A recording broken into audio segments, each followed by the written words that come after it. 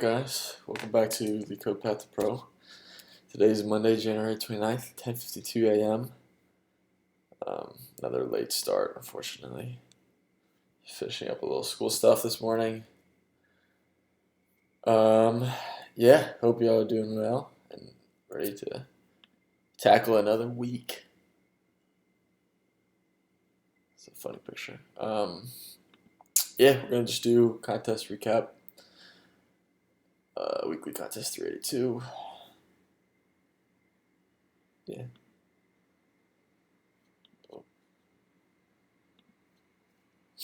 Let's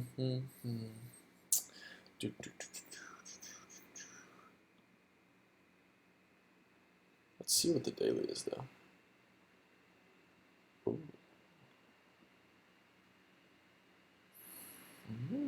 It's easy.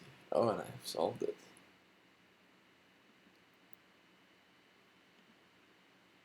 Long time ago.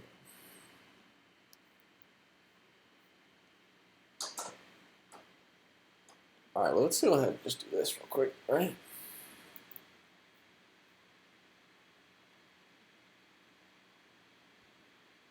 That sounds good. Tired. What would this be? Is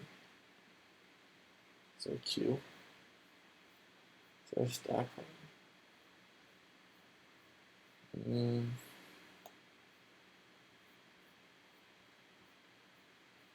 I'll call this like a new type of class. Do you have any greens? Do you have a green?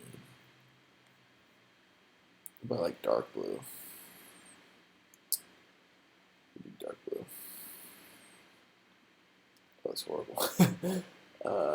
Maybe pink. Nah, it's a little, doesn't really match.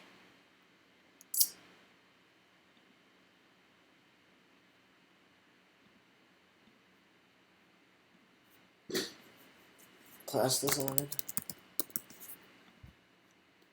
Yeah.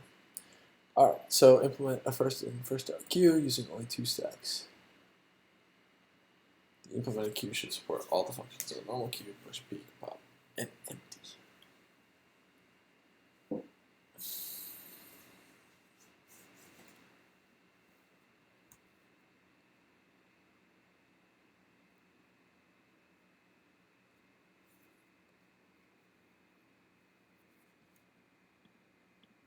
So set.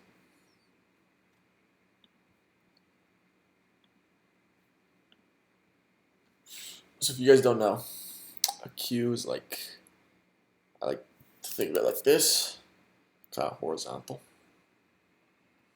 where basically you'll push something in this way and it gets popped this way, right?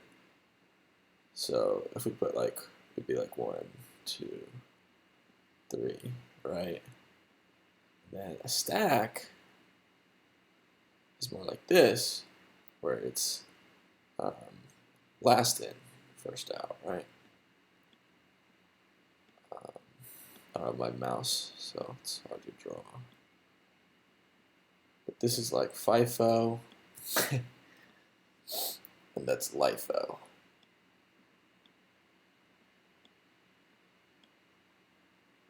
There's no way. Oh, okay. Oh, right.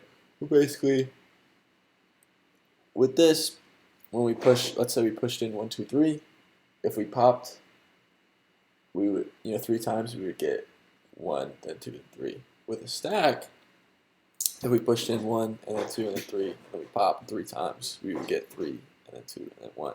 So stack, push a pop from the same side, I guess you could say, same spot, the same end of the data structure, right? So it's like boop, and then it pops out on this side too.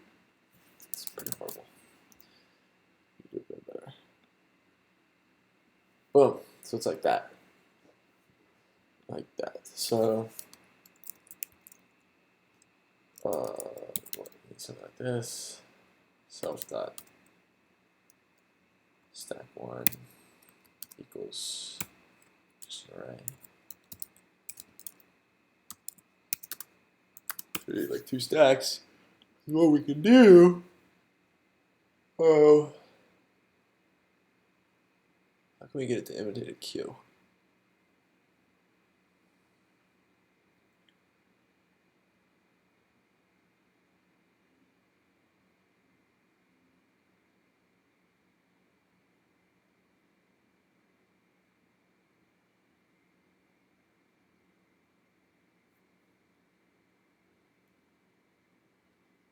So we're gonna accent.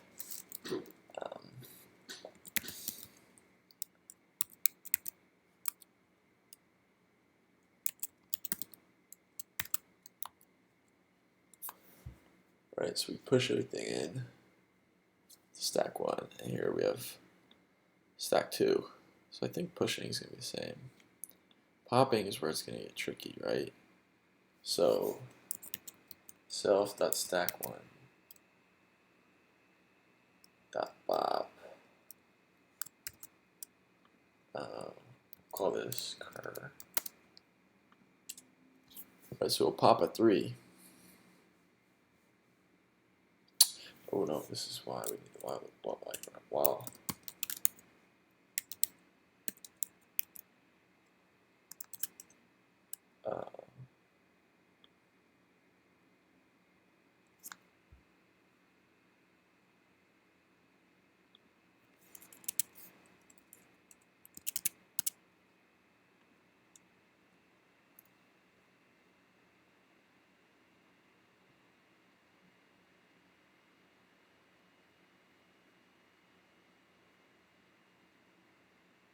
So we need to pop, and then we push it into,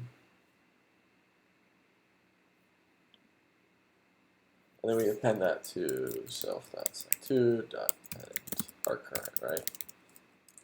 So that'll effectively kind of reverse, so we'll get 3, put it in here, and then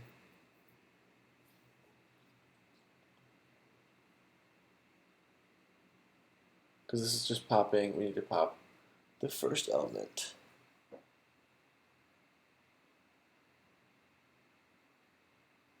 And then we say stack2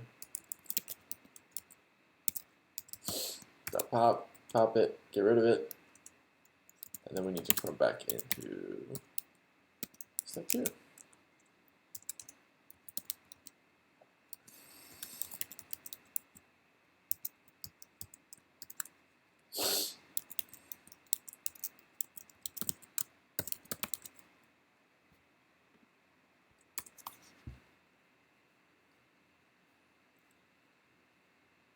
Peak. So it'll be a lot of regurgitated code, I feel like.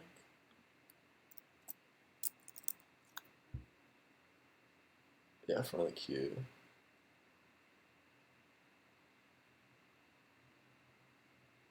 Where's the element? Oh, it returns it.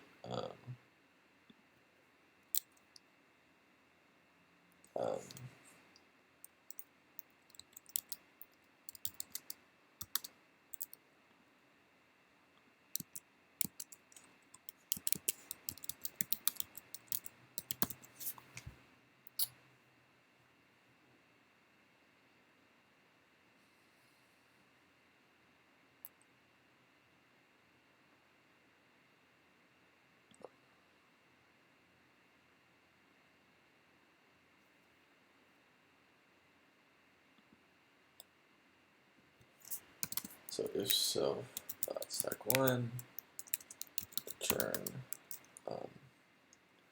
false, true. So peaking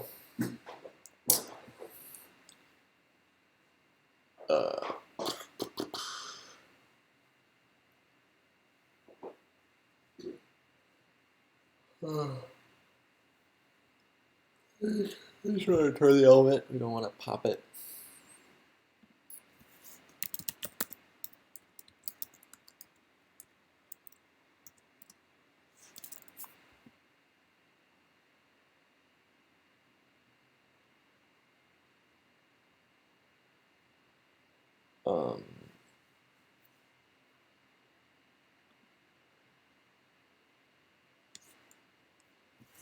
I guess I don't know. There's definitely a better way to do this, but just bend it back, right?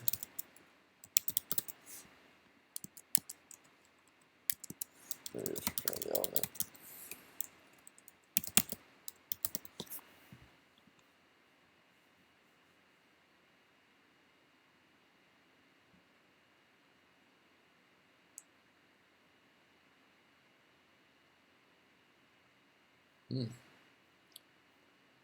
So we have ourselves in a loop, it seems. All right, let's see what's going on. Yeah. Define push. Oh, so they're doing all the pushing stuff.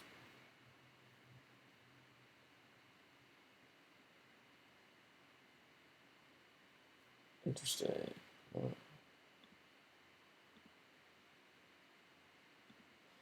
This Mark Phillips guy.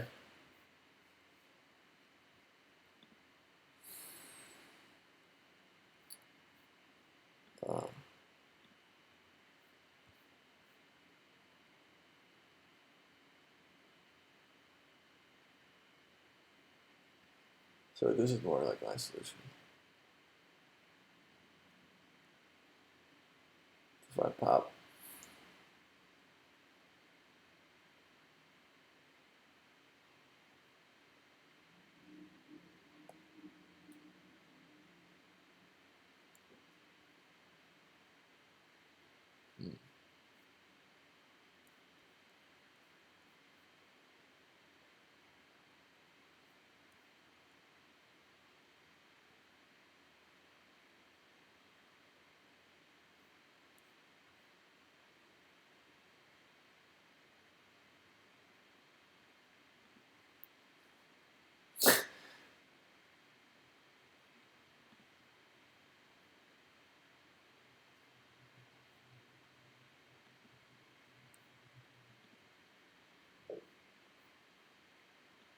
Yeah, I guess, yeah.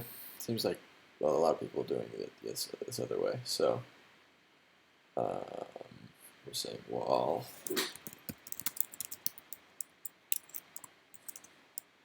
Then you are. Let's just make it more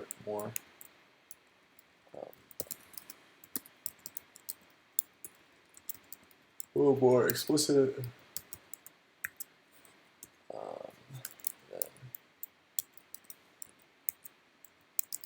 which depend at that.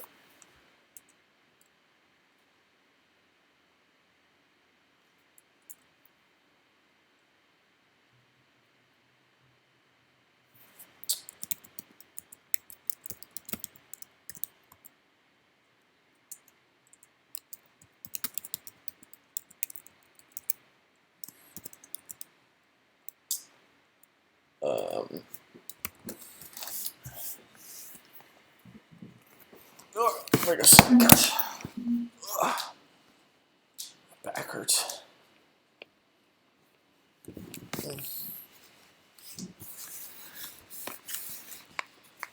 All right. So current equals what? Self dot s2 dot pop. Pop in s2. It's crazy. So,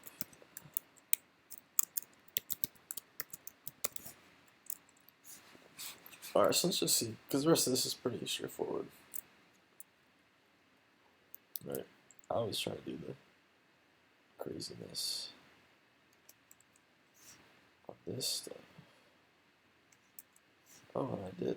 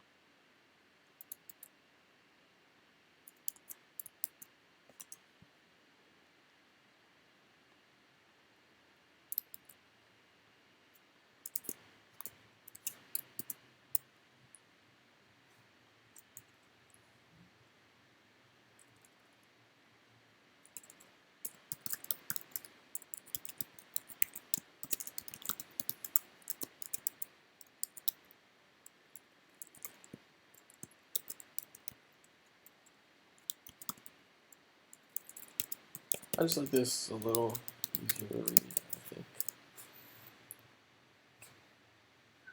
Alright, so let's walk through this. So we're pushing some value.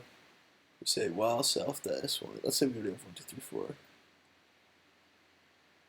Early, yeah, let's just start with like 1.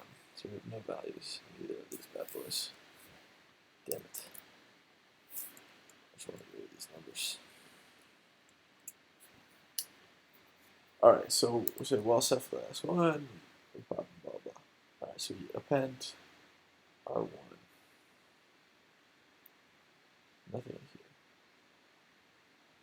Now we go to push 2. We say while self to S1, we pop it, we append this, we append this to S2. It's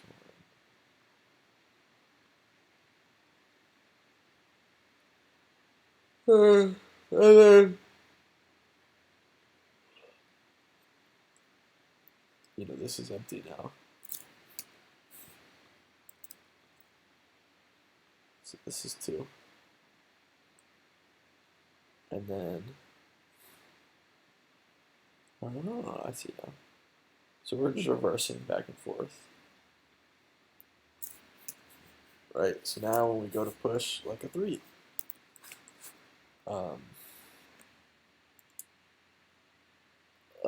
You know, we go through, we say, okay, there's elements in S1.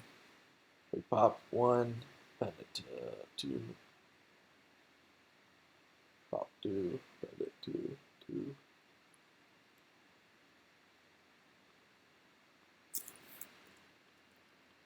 Yes, we're just using the reversing property of stacks. So then we append 3, so lost 2. We pop this, append it here, then we put 2 here, 1 here. And you'll notice, I mean, because this is oriented like this way, this is oriented like this way, they're in the same order. So, pretty cool, pretty cool. So now if we go to pop, we'll pop the top. That'll be the top value. If we go to peak, we peak from the top.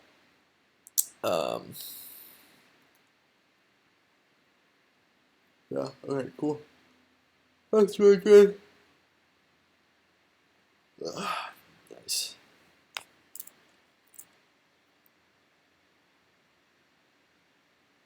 Yes, coins. pretty efficient. Yeah, I mean, I think this runs in, you know, O of n time. O of n space. So, yeah. It's just because, yeah, they're pushing. All right, these are O of 1, right? Popping, peaking, checking it's empty. It's pushing, though, because we're having to loop through everything in S1. And then also everything in S2, but, you know, that's added, that's not multiplied, so it's O of n. Yeah. Cool. This is easy. Say 2 stacks, stack reversal. Right, what I mean by that is you can use a stack to like reverse something. So if we pushed in 1, 2, 3, and then we pop the stack from the stack 3 times, we get 3, 2, 1. So yeah, it's something cool to keep in mind. But no, do not do that one.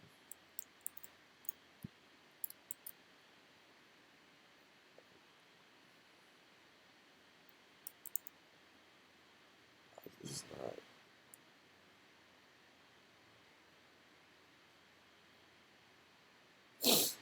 But I do like these. Honestly, when I first started doing, first starting LeetCode and first started learning to code in general, the class, like these class define problems.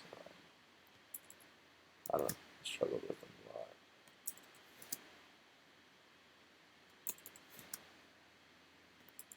because there's no like pattern to solve these problems, right? It's just it requires a knowledge of data structures and algorithms, which I was definitely missing when I first started doing this. And I still I'm I've taken a introductory level course. Um, I've certainly gotten a lot better, but I still definitely feel like I could do some more work with data structure algorithms. So yeah.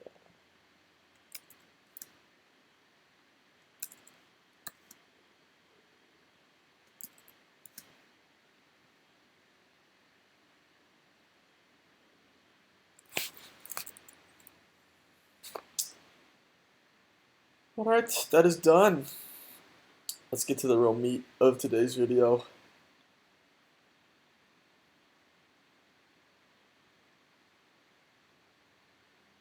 Missed 20 days this month, damn. Doing more problems though, right?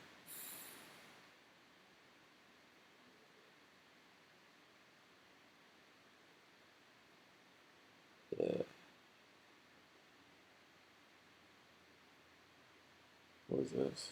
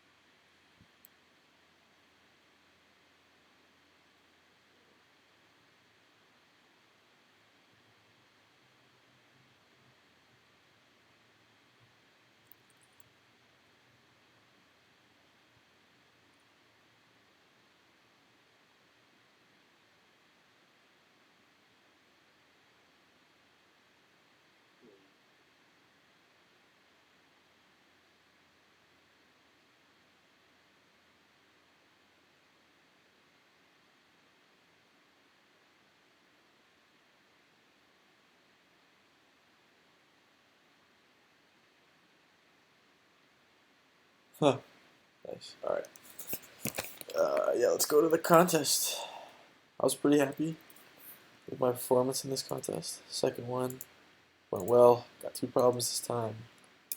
Really, I don't know. I want to say should have gotten a third. I had a solution that kind of worked for the second one, but it was hard. It was hard. So yeah, let's go through these. This problem, first problem, is super easy, super easy. Just want to see real quick if other people have done similar things.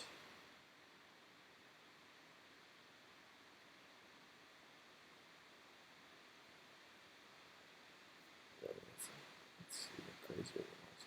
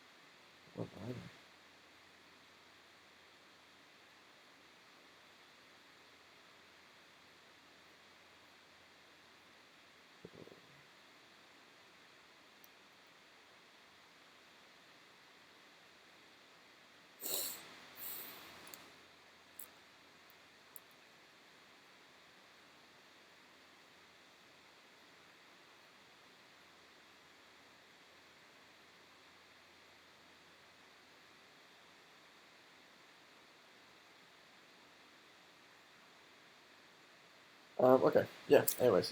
So you're given a zero-ended string typed by user, and then the string is guaranteed to consist only of uppercase and lowercase English letters, English characters.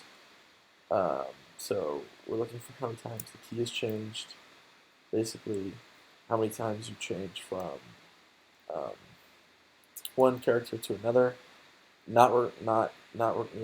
um, I don't know, I guess. Uh, You're not looking at, not considering, that's the word, not considering capitalization changes. So basically, what I did, so counter, um, you have a previous, I use a two-pointer solution basically where, right, previous is going to start at this first character, and then we're going to loop through all the characters in A through C. Um, and, starting at index 1, going to the length of the string, we're going to say, okay, we just turn both into lower um, to avoid the uppercase. And I say if our previous pointer does not equal our lowercase account, incremental count, and then we always set our previous to our current return count.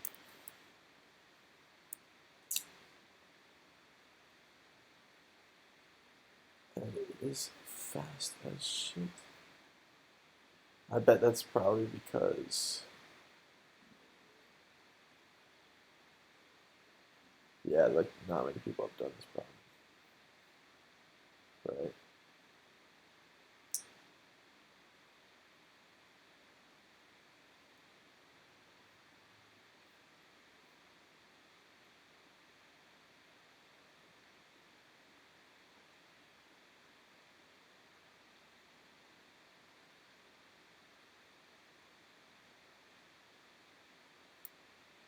What's this guy complaining about?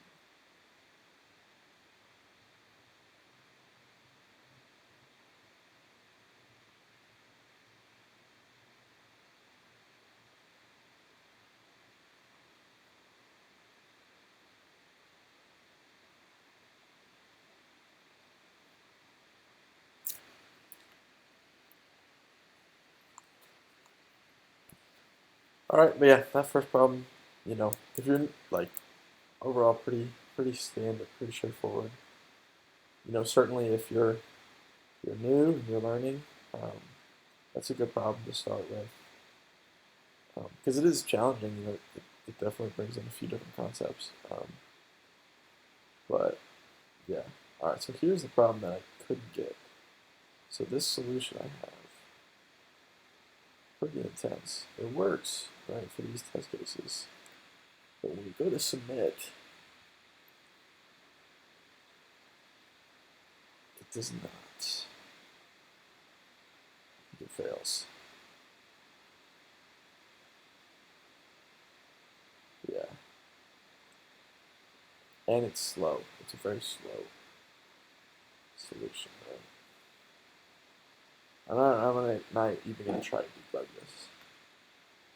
Right? Just gonna look at somebody else's solution. I think I actually looked at this the other day.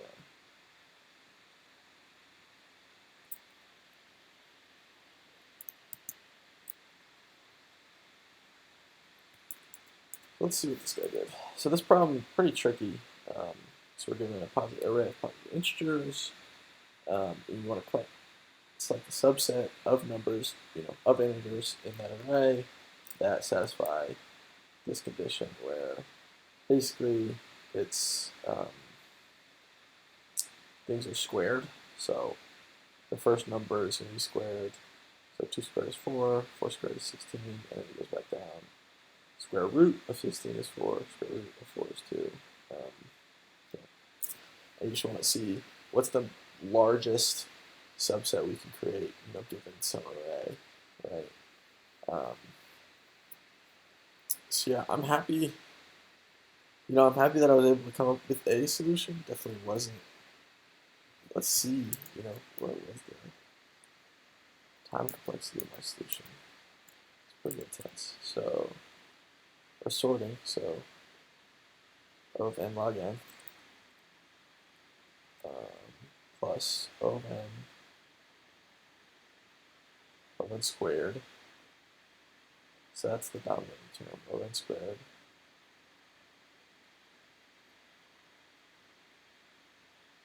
Then we get the result. So that means O n cubed. It's pretty bad. Yeah.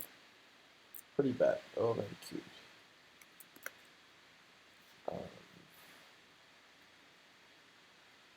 Yeah.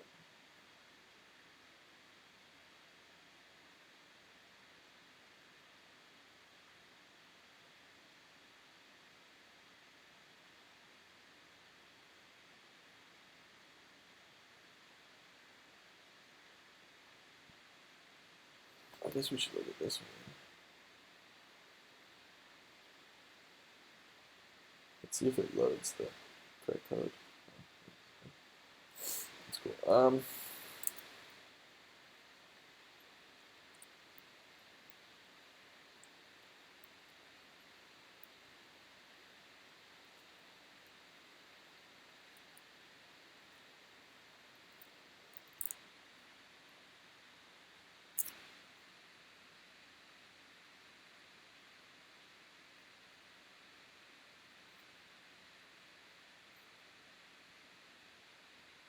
And then make sure and yeah, cube num.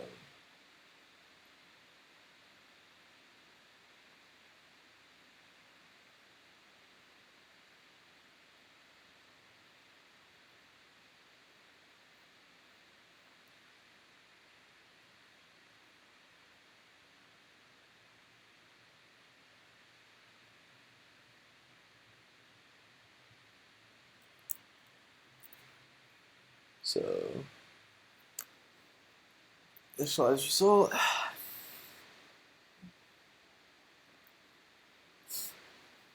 Check if it is work. If yes.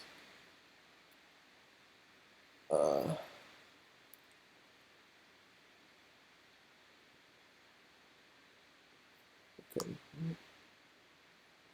So yeah. Yeah. Nums.count. What?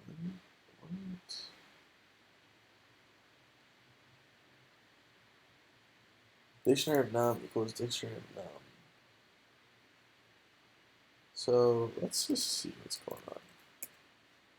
Let's print dot d. Let's print our dictionary. And let's print our ones.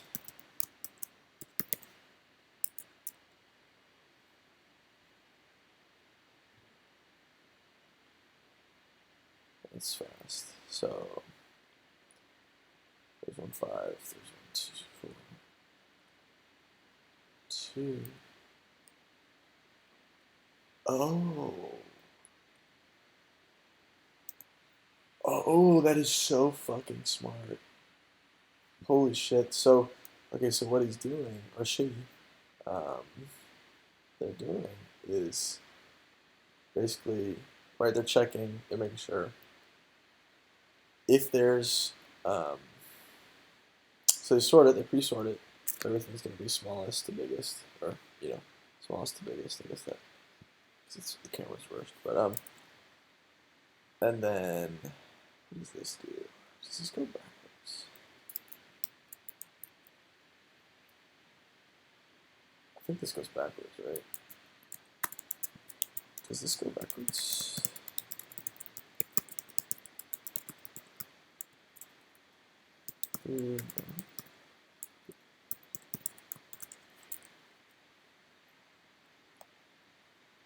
Yes.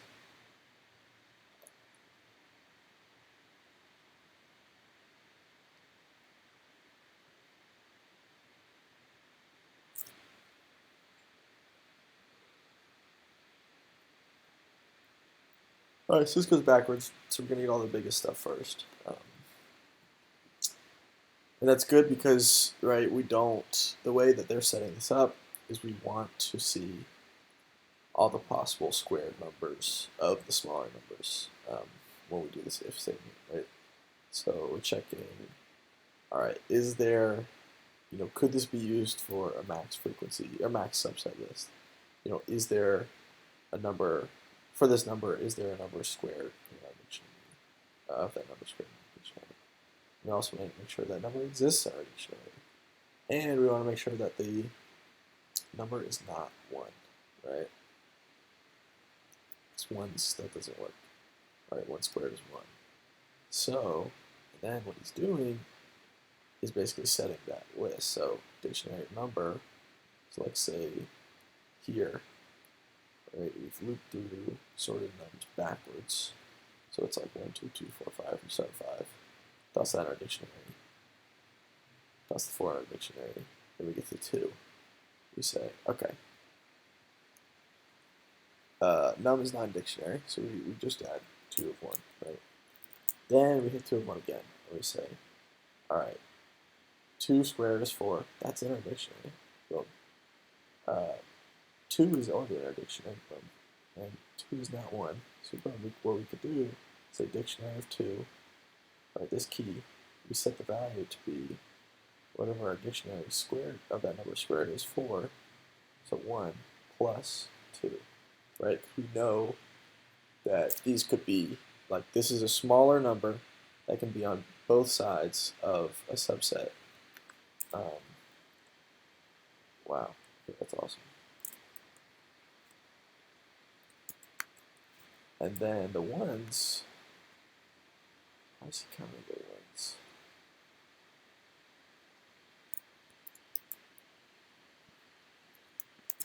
This.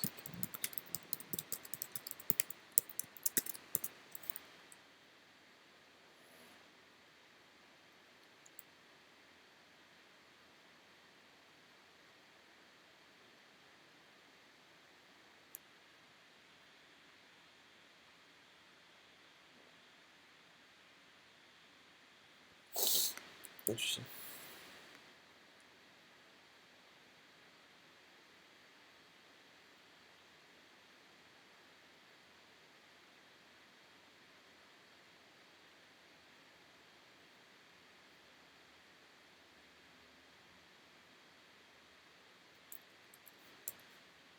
I'm like confused by this line here. Return the max of the max.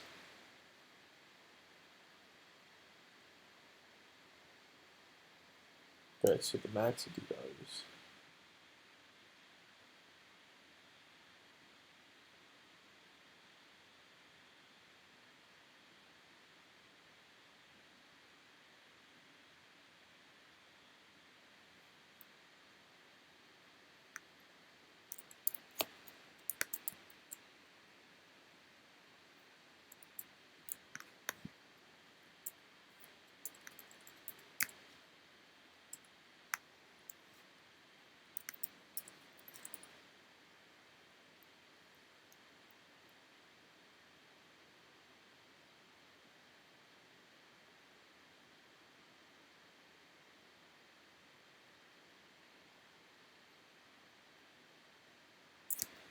Why?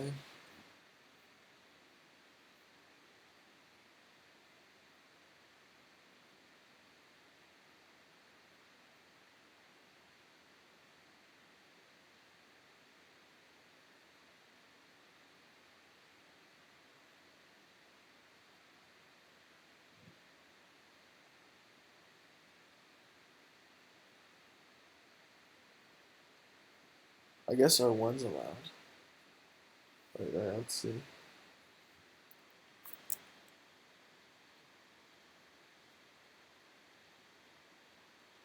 I want to make a test case. What happens if we put all ones?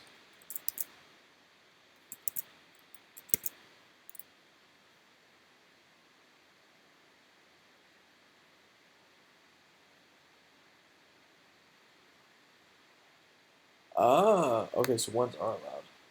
Oh, so that's why. I see, I see, I see. Come on. So that's why he's doing his one stuff. This is super smart solution. This is crazy smart.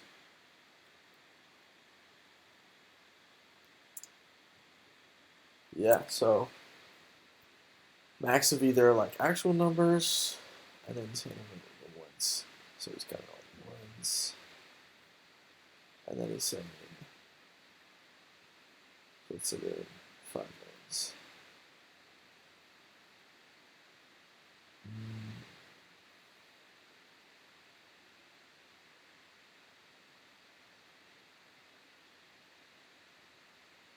Because if there's 4,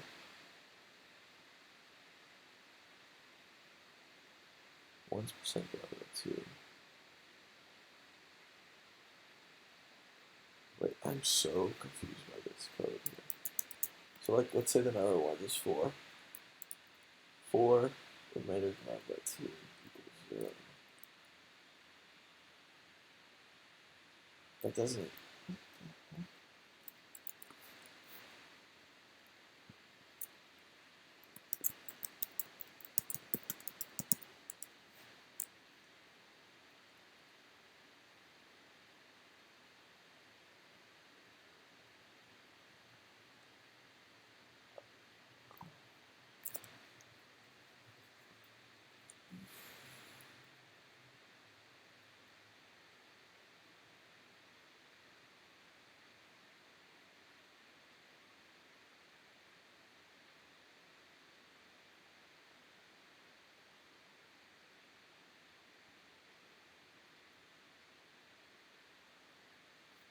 Oh, because true.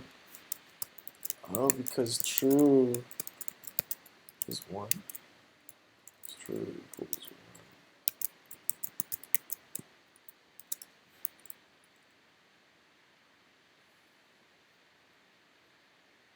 1. Yeah, so the Boolean value is true is equal to 1. Ah, okay, that makes sense.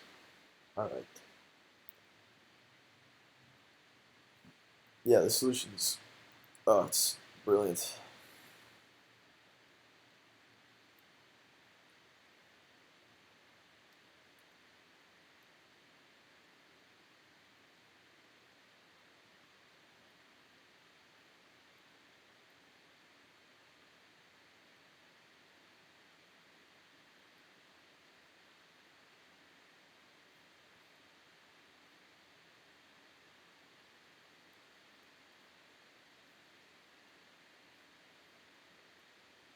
Let's go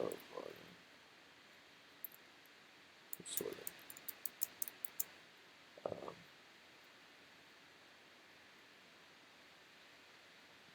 It should be O by space as well, yeah. Using a mixture. Yeah, there's no question. People, what are you talking about? Oh, it is O. I thought it said O.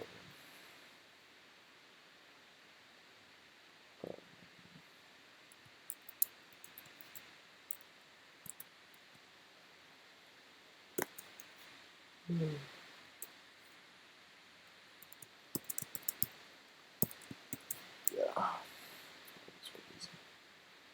don't know how to describe the solution with the pattern.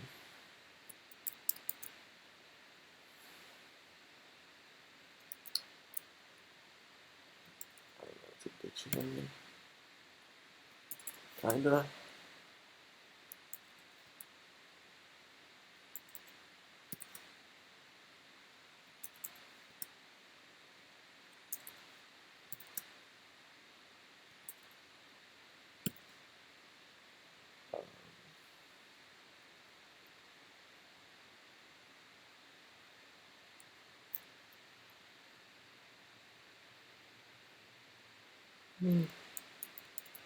Oh, such a cool problem.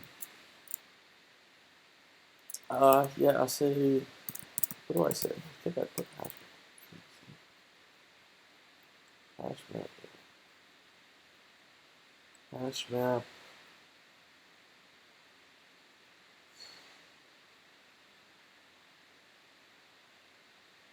Sorting. Reverse. Yeah, I think that sums it up.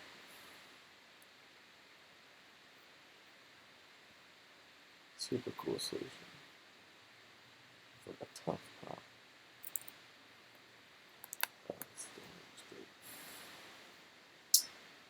me get the info for this guy.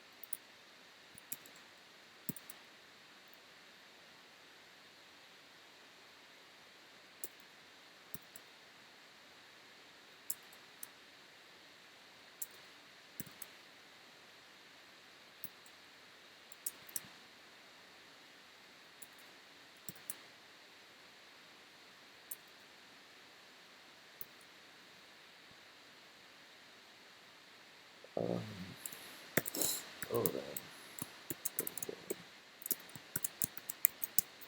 This last one.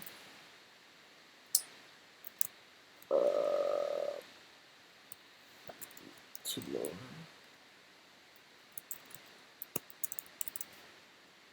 Okay.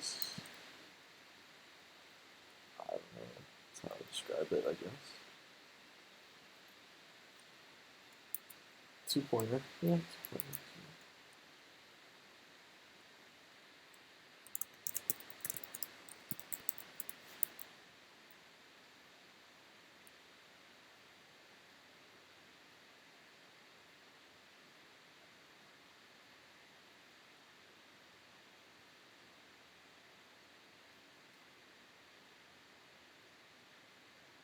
Oh, oh, bad. Oh, nice.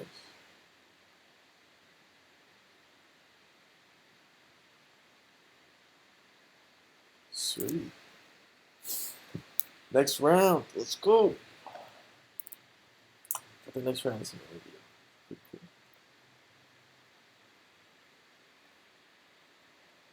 cool. Alright, so this is the next problem.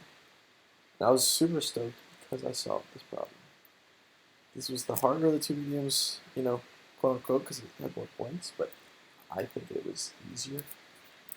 So basically, it's a game question. Alice and Bob are playing a turn-based game. A circular field surrounded by flowers.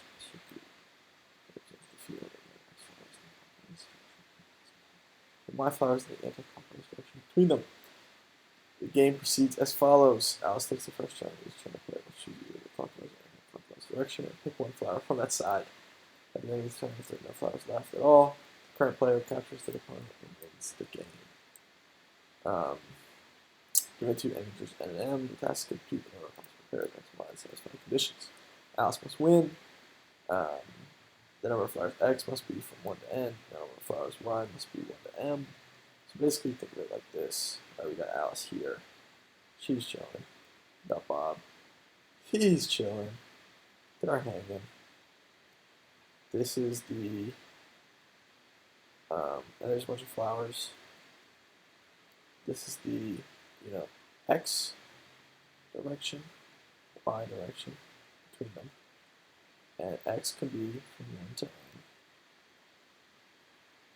Right, we're given n. Y can be from 1 to n. We're given n. Those are our inputs to our function. So, right, the more, what's it called? So, you know what I mean. Like intuitive brute force solution, just do 2 for loops, right? We just loop through, and I guess this is the most intuitive, like the first thing you need to understand.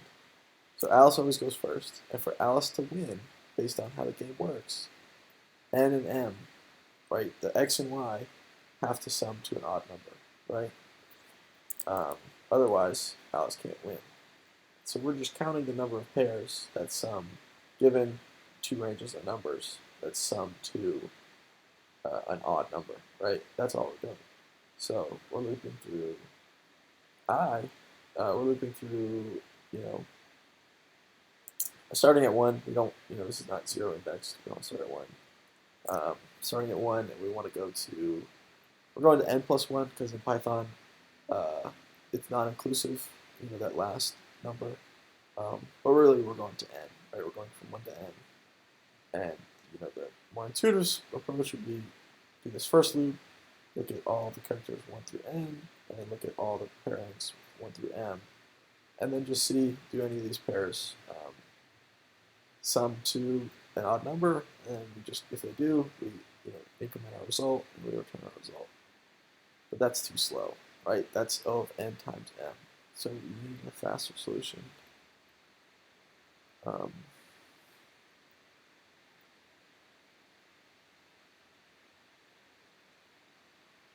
Oh, this sounds so good.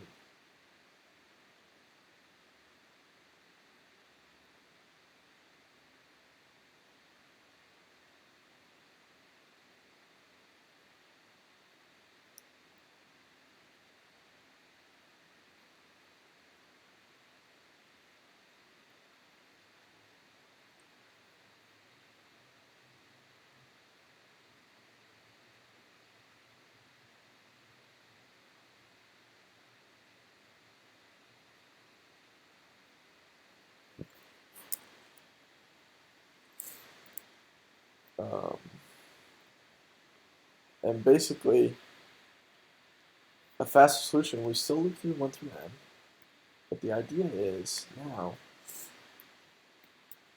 we know that, right? So if whatever value of x we're at, right, if that's an odd number, for x and y to sum to an odd number, y has to be an even number, because an odd plus an odd is an even. Even plus an even is an odd, or an even. So we need an odd plus an even, right? So if this is odd, y must be an even. So here's our first check, right? If this current x value is even, then y has to be odd, right? So if, and we'll know the number of, so if this is even, we want this to be odd, we'll know the number of odd values if, right, if m is, this works. That's so crazy that this works. I hope nobody's come up with solutions like this. It'd be pretty cool. This guy's got a one-liner. Damn it.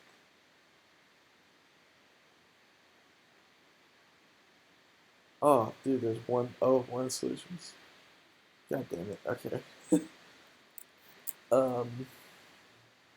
This is checking. Okay.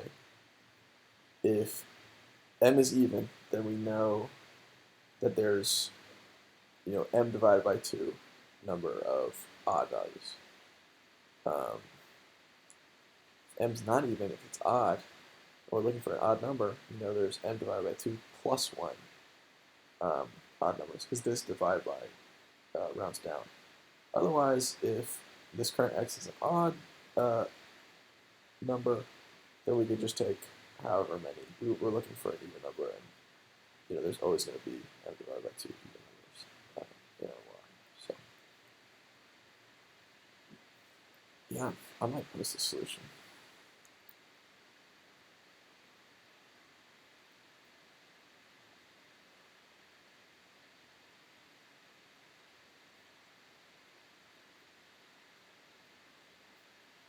That makes sense, though.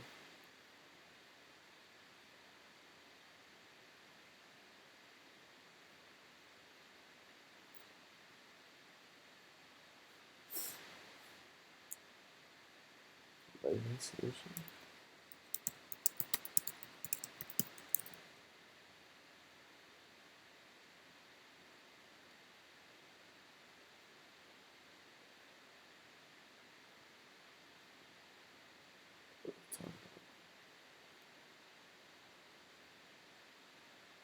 Damn, I thought I really balled out on this. Okay, we're about to battery, so back up.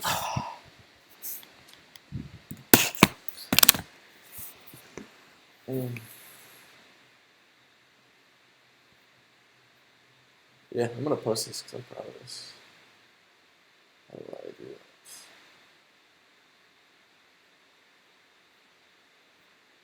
Ah, here we go. Share it.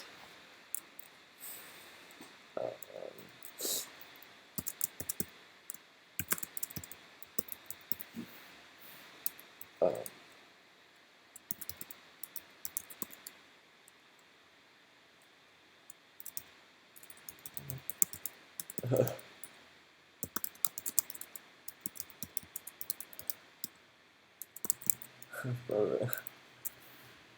um,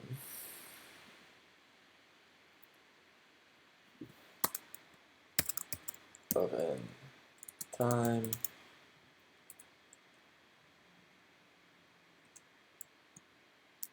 Right.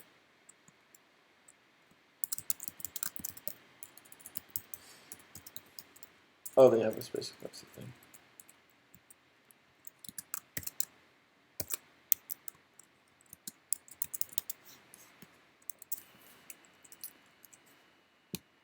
Oh, that one.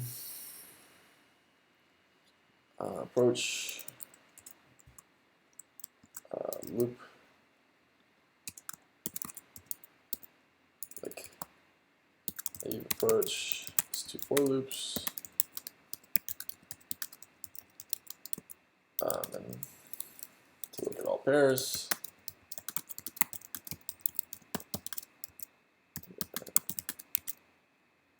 And pairs. This is too slow. It's too slow. So here's one for loop. Loop through all 1 through n values. Then if current x is odd, need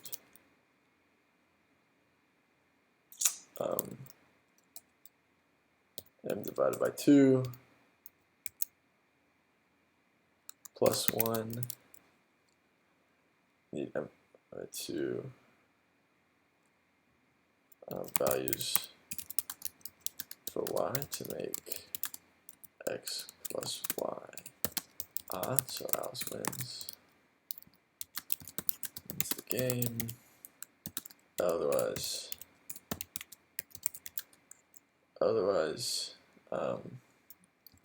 need m.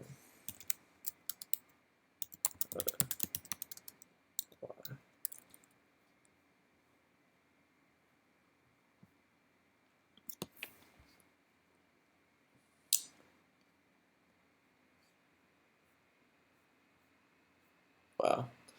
All right, so that's crazy. So there's a much better solution.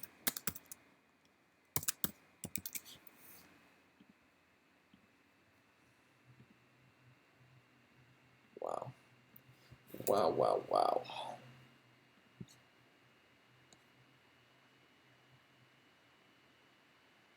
That's awesome.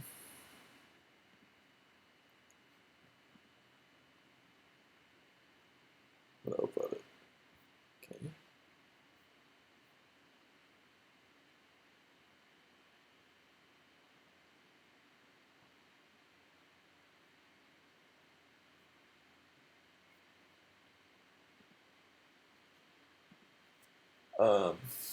Hmm.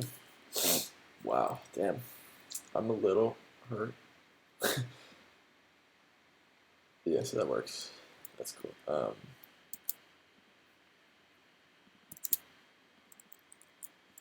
I said game theory.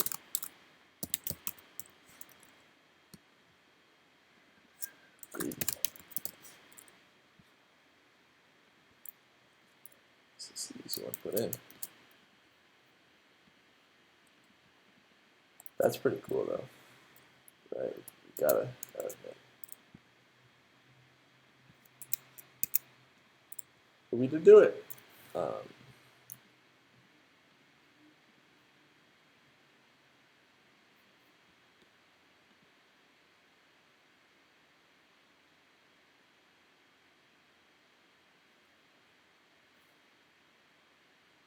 So this one I didn't even attempt. And I might leave this for tomorrow, honestly. This video is already like an hour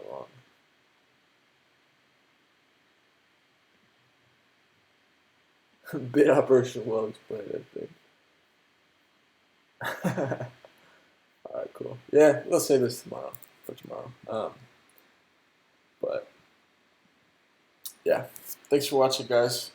Have a good day. See y'all.